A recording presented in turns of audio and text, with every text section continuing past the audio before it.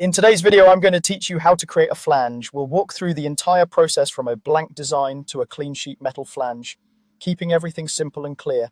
By the end, you'll understand not just which buttons to click, but why each step matters. First, make sure you're working in the right place. Switch over to your sheet metal tools by clicking the sheet metal tab at the top of the screen. This ensures the commands you use, like flange, apply proper sheet metal behavior, including thickness and bend rules set by your software.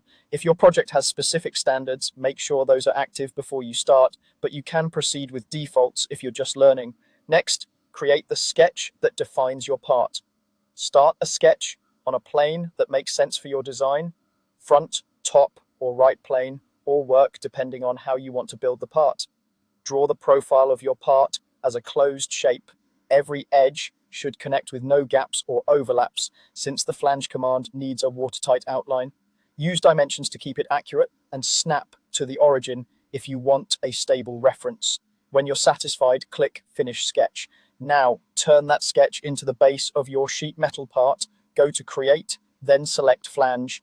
Pick the sketch profile you just drew. You'll see a preview of a flat plate based on your sketch. This becomes the base flange, which establishes the thickness and serves as the foundation for any bends you add later. If the preview looks correct, click OK to create the flat plate.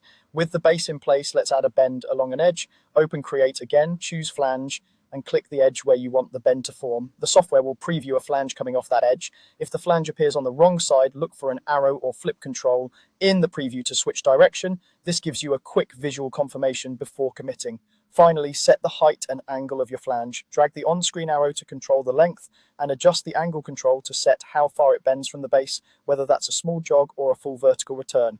Use the numeric fields if you want exact values. When the flange looks right, click OK to finish. That's it, your flange is created, ready for further detailing, patterning, or manufacturing.